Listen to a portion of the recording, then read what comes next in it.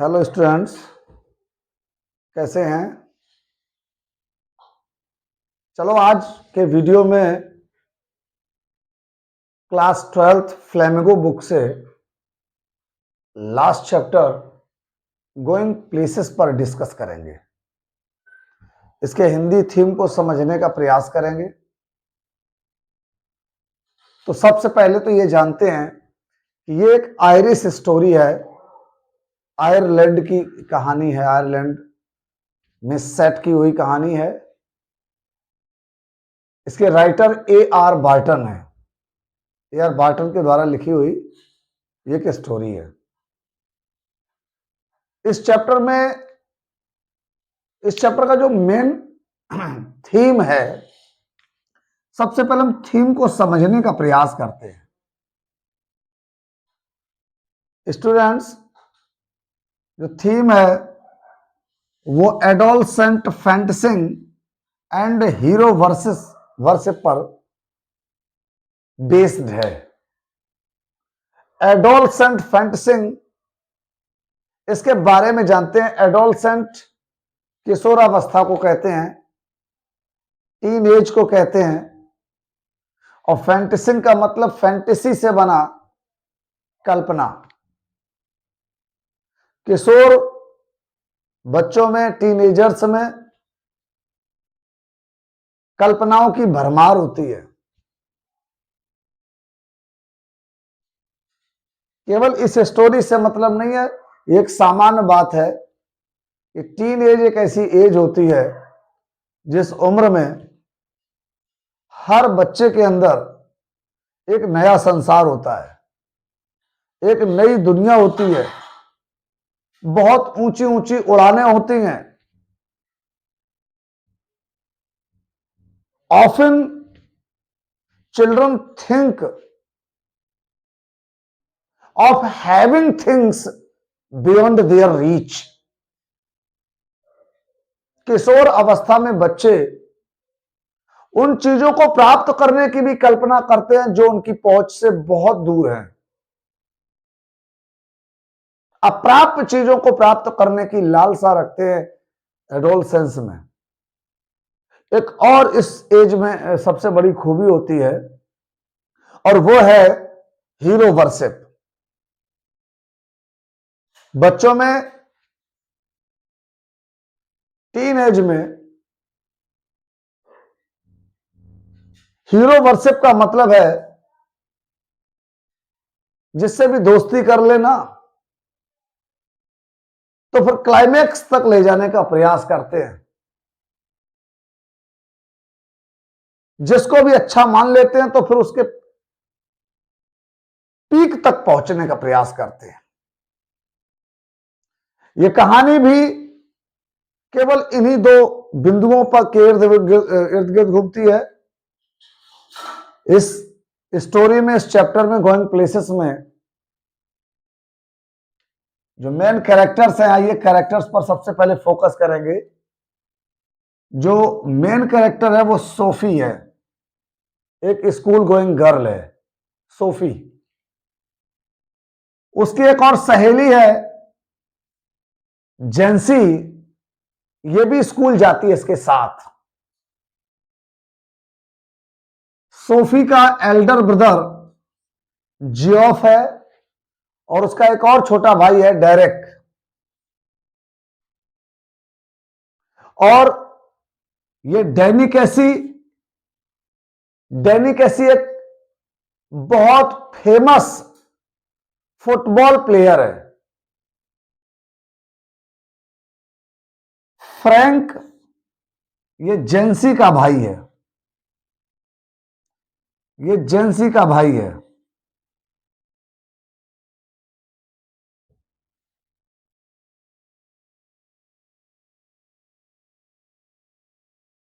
जेंसी का भाई। और जियोफ ये सोफीज एल्डर ब्रदर,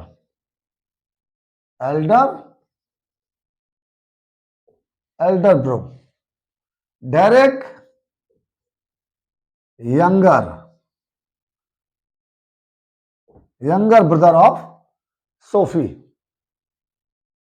आइए अब कहानी पे पहुंचते हैं। सोफी और जेंसी ये दोनों स्कूल गोइंग गर्ल्स हैं, बट ये दोनों के कैरेक्टर में एक बहुत बड़ा कंट्रास्ट है, बहुत बड़ा विरोध है इन दोनों के कैरेक्टर में। जेंसी ये एक ऐसी लड़की है जो सदैव कल्पनाओं में खोई रहती है। She always dreams of having bigger things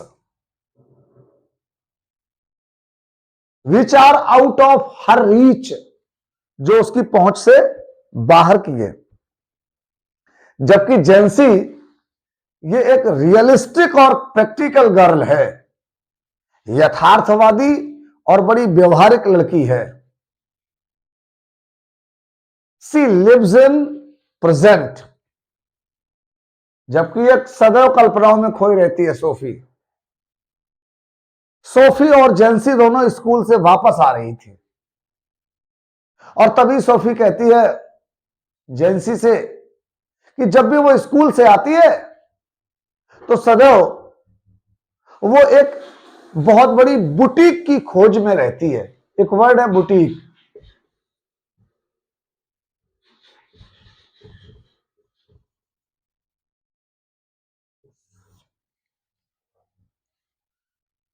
a big showroom of clothes. Boutique का मतलब कपड़े का बड़ा शोरूम, बड़ी सी दुकान। सोफी और जेंसी स्कूल से वापस आ रही थी दोनों, और तभी सोफी कहती है जेंसी से कि जब भी वो स्कूल से वापस आती है तो वो हमेशा एक बड़ी सी बुटीक की तलाश में है जिसे वो खरीदना चाहती है, पाना चाहती है। जेंसी चुपचाप सुनती है और फिर बोलती है, कहती है बुटीक और पैसे, पैसे आ जाएंगे कहां से? उसके लिए तो तुम्हारे डैडी भी परमिशन नहीं देंगे। जेंसी ने कहा पैसे आ जाएंगे, मैं मैनेजर बन जाऊंगी और बहुत सारा पैसा कमा लूंगी और एक बुटीक खरीद लूंगी। जेंसी ने कहा कोई सीधे सीधे मैनेजर थोड़ी बना लेता है, तो कोई बात नहीं, तो मैं मैरी क्वेंट की तरीके से शहर में जानी जाऊंगी और पैसा कमा लूंगी, और नहीं तो फिर एक्ट्रेस बन जाऊंगी अथवा फैशन डिजाइनर बन जाऊंगी। और एक्टिंग करने में तो इतना ज्यादा काम भी नहीं करना पड़ता है और ढेर सारा पैसा आता है। फैशन डिजाइनिंग में भी बहुत सारा पैसा है। इस तरह से मेरे पास बहुत सारा रुपया होगा और बुटीक तो मैं साइड बिजनेस के रूप में चलाऊंगी। बुटीक चलाना मेरा साइड बिजनेस बन जाएगा और मेरी दुकान ऐसी दुकान होगी, मेरा बुटीक ऐसा होगा जो शहर में सबसे बड़ा होगा। दूसरा इतना बड़ा अभी तक कोई है नहीं, इतना बड़ा बुटीक मैं बनाऊंगी। इस तरह की कल्पनाओं में खोई जेंसी उसको समझाती है और वो ये कहती है, पता है बिस्किट फैक्ट्री हम लोगों का इंतजार कर रही है और अल्टीमेटली हमें वही काम पर जाना है, क्योंकि ये दोनों लड़कियां लोअर मिडिल क्लास फैमिली से बिलोंग करती हैं। ये दोनों लड़कियां मिडिल क्लास फैमिली से बिलोंग नहीं करती, लोअर मिडिल क्लास फैमिली से बिलोंग करती हैं। तो वो कहती है कि हम लोगों का फ्यूचर बिस्किट फैक्ट्री में काम करने में है, और वो उसे याद दिलाती है कि वो इतनी ज्यादा फैंटेसी में न खो जाए, इतनी ज्यादा इमेजिनेटिव ना हो जाए, नहीं तो उसे बाद में इसके लिए पछताना पड़ेगा। वो समझाती है क्योंकि वो एक रियलिस्टिक और प्रैक्टिकल लड़की है, किंतु इसे समझ नहीं आता।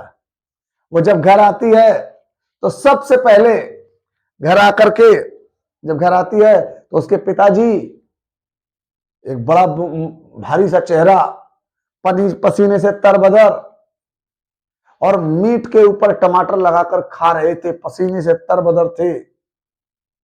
दृष्टि भी जब वो उसके तरफ डालते थे तो बड़ी तीखी दृष्टि डालते थे, नाराजगी भरे भाव से उसकी ओर देखते थे, क्योंकि वो जानते थे कि ये लड़की जो है हमेशा फैंटेसी में रहती है। इसलिए वो रुकती भी नहीं अपने पिताजी के पास।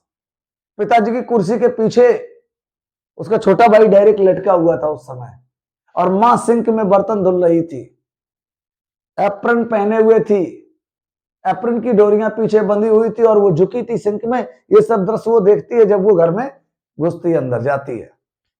अब वो रुकती नहीं है ना, देख लेती है, माँ को भी देख लेती है, भाई को भी देख लेती है, पिताजी को भी देख लेती है, लेकिन रुकती नहीं और सीधे कमरे में जाती है, अपने बड़े भाई के कमरे में जाती है, जियोफ के कमरे में।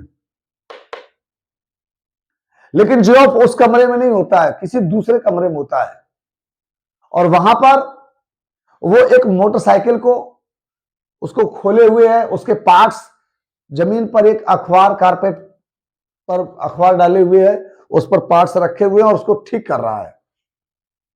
जियोफ ने 3 साल पहले ही स्कूल जाना बंद कर दिया था और अब वो एक अप्रेंटिस मैकेनिक के रूप में काम कर रहा था। शहर के दूसरे छोर पर जाता था, पैदल जाता था काम सीखने के लिए।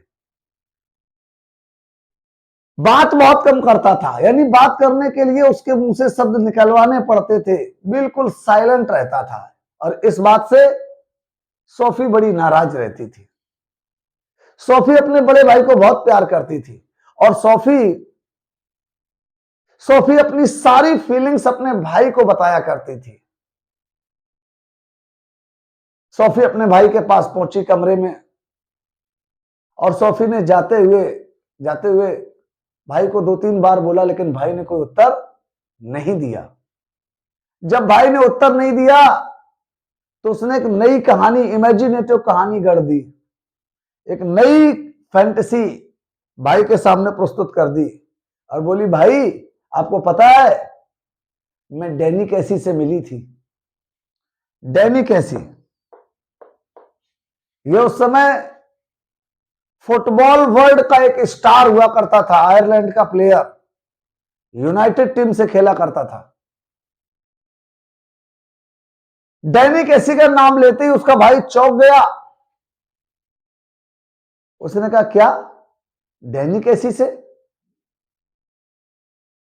विश्वास नहीं हुआ उसे उसकी बातों पर। वो भी जानता था कि ये बड़ी फैंटेसी गर्ल है, फिर भी उसने पूछा कहां, तो उसने एक जगह का नाम बताया कि वो एक आर्केड में मिली थी।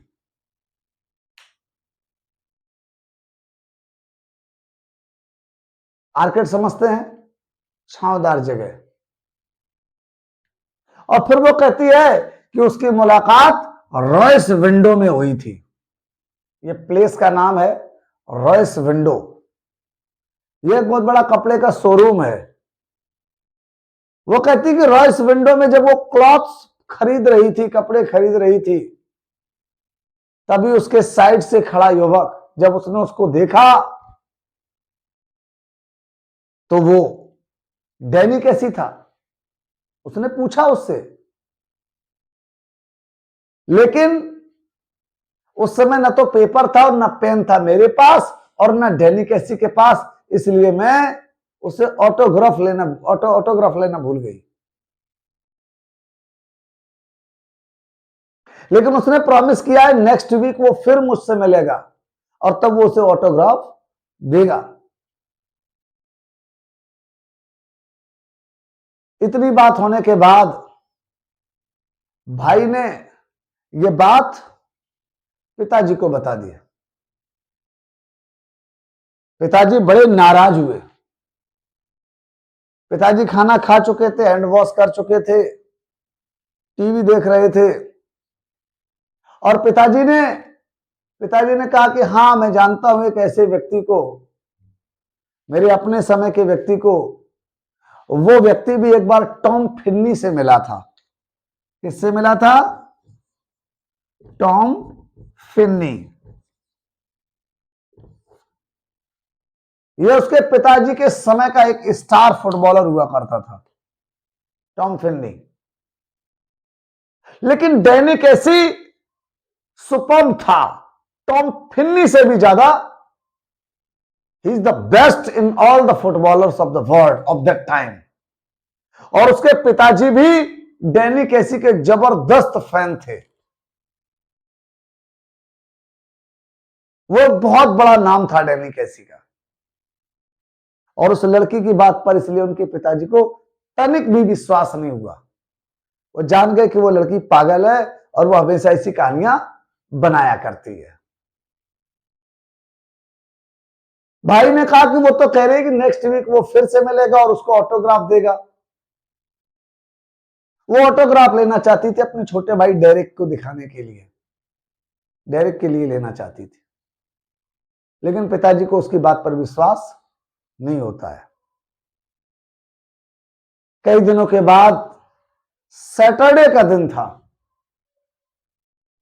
और शहर में फुटबॉल मैच था जिसमें यूनाइटेड टीम को आना था, और यूनाइटेड टीम की तरफ से कौन खेलता था? डैनी कैसी। और वास्तव में सॉफी ने भी अपने लाइफ में कभी भी डैनी कैसी को सामने से भी नहीं देखा था, केवल पिक्चर्स में देखा था। उसके पिताजी ने भी वास्तव में डैनी कैसी को सामने से नहीं देखा था, लेकिन वो दीवाने थे, उसके फैन थे जबरदस्त, उसके गेम के, उसके फुटबॉल के, प्लेइंग के। पूरा परिवार, डेरेक, उसका भाई जियोफ, उसकी मां, पिताजी, सॉफी, एवं उसकी फ्रेंड जेंसी, ये सब लोग स्टेडियम में मैच देखने गए डैनी कैसी का। जब मैच देखने गए तो जेंसी ने पूछ दिया, उसकी फ्रेंड ने, मुझे पता चला है तुम डैनी कैसी से मिली थी। और तभी उसने डेट के बारे में पूछा, क्या उसे डेट के बारे में जानकारी है, डेटिंग। ये सुनते ही उसे बहुत गुस्सा आया। उसने पहले तो ऐसे ही कह दिया, हाँ हाँ वो मिली थी, लेकिन उसे अपने भाई पर बहुत गुस्सा आया, क्योंकि वो नहीं चाहती थी कि उसके इस सीक्रेट को जेंसी तक पहुंचाया जाए, क्योंकि वो जानती थी जेंसी हमेशा दूसरों की बातों को सुनने में और दूसरों की बातें इकट्ठा करने में बड़ा इंटरेस्ट लेती थी। और उसे पता था कि निश्चित रूप से अब अगर ये बात जेंसी तक पहुंच गई है तो अब पूरे मोहल्ले में और सब लोगों तक पहुंचने में अब अधिक देर नहीं लगेगी, और बहुत जल्दी इन बातों को वो स्प्रेड कर देगी। जेंसी ने यह भी बताया कि उसके भाई ने फ्रैंक को यह बातें बताई थी। फ्रैंक जेंसी का भाई था, यानी जियोफ ने फ्रैंक को बताया था कि मेरी बहन सोफी को डैनी कैसी से मुलाकात हुआ और वो अगले वीक फिर मिलेगा। यह बात सोफी ने कही थी अपने भाई जियोफ से, और जियोफ ने किसको बता दी? फ्रैंक को। और फ्रैंक किसका भाई था? जेंसी का। इस बात से वो बड़ी नाराज थी, लेकिन जेंसी ने प्रॉमिस किया कि ये उसकी ये बात सीक्रेट रहेगी, और वो प्रॉमिस करती है कि ये बात वो किसी को बताएगी नहीं।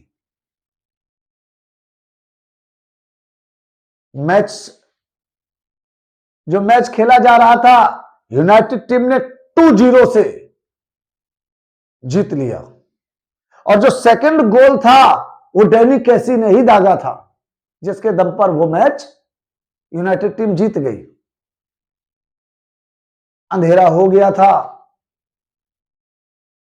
और तभी वो कैनाल के रास्ते से होकर के, जो रास्ता जाने का था वो कैनाल से होकर जाने को था। अच्छा, कैनाल का जो रास्ता था वो आर्क्ड वे था, इधर से भी पेड़ थे और उधर से भी पेड़ थे, और दोनों तरफ से पेड़ जाकर ऊपर मिल जाते थे, यानी आर्क की शेप बना लेते थे। आर्क समझते हैं? आर्क की शेप बन जाती थी, दोनों तरफ से पेड़ मिल जाते थे।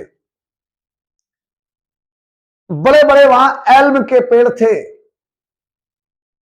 और उन पेड़ों के नीचे लकड़ी की बेंचेज पड़ी थी, जहां अक्सर जो कपल्स होते थे वो बैठा करते थे